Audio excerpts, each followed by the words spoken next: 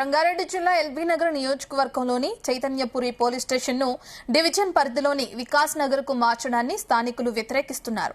ప్రస్తుతం కొనసాగుతున్న మీ సేవ కేంద్రం అలాగే గ్రంథాలయం వార్డు కార్యాలయాలను తొలగించి అక్కడ పోలీస్ స్టేషన్ ఏర్పాటు చేయడాన్ని LB Nagar MLA Sudheer Reddy colony వాసులతో కలిసి నిరసన వ్యక్తం చేశారు.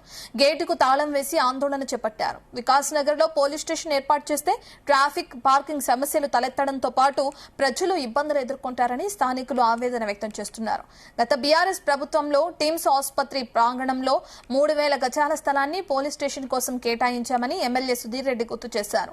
స్థలం కేటాయించినప్పటికీ అక్కడ నిర్మాణం చేపట్టకుండా కమ్యూనిటీ హాల్లోకి తరలించడం సరికాదన్నారు.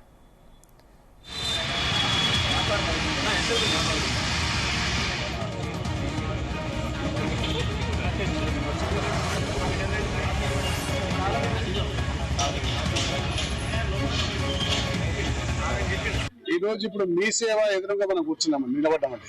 మీ సేవని తీసేసి పోలీస్ స్టేషన్ కు ఇలా హ్యాండ్ ఓవర్ చేస్తామని అంటున్నాం.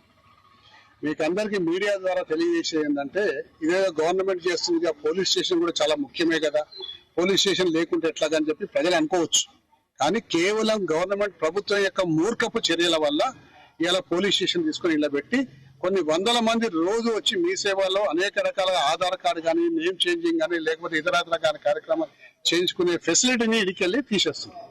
ఈ మూర్ఖపు చర్య ఎందుకంటే, పోలీస్ స్టేషన్ కానివ్వండి, పార్కు కానివ్వండి, సబ్ స్టేషన్ కానివ్వండి, వాటర్ రిజర్వాయర్ కానివ్వండి, కమ్యూనిటీ హాల్ పర్పస్ అనుకోండి, లేకపోతే టెంపుల్ పర్పస్, మస్జిద్ పర్పస్ అంతా కలిపి దాదాపు 2 ఎకరాల చిల్లర గత ప్రభుత్వం కేసీఆర్ గారి అనుమతి తీసుకొని కేసీఆర్ గారు ముఖ్యమంత్రి ఉన్నప్పుడు దాని శంకుస్థాపనకు వచ్చినప్పుడు కేసీఆర్ గారిని రిక్వెస్ట్ చేస్తే, సార్ ఈ ప్రాంతంలో కాంక్రీట్ జంగల్ అయిపోయింది, మనకు ఒక 100 గజాల జాగా కూడా ఎక్కడ దొరకదు, భవిష్యత్తు అవసరాల కోసం మన పిల్లల అవసరాల కోసం మేము రేపొద్దున ఒక సబ్ స్టేషన్ కావాలంటే దొరకదు, వాటర్ రిజర్వాయర్ కావాలంటే దొరకదు, పోలీస్ స్టేషన్ కు ప్లేస్ లేదని చెప్పడం వల్ల అప్పటి ముఖ్యమంత్రి పెద్ద మనసుతోటి ఈ 2 ఎకరాలు ఇచ్చింది.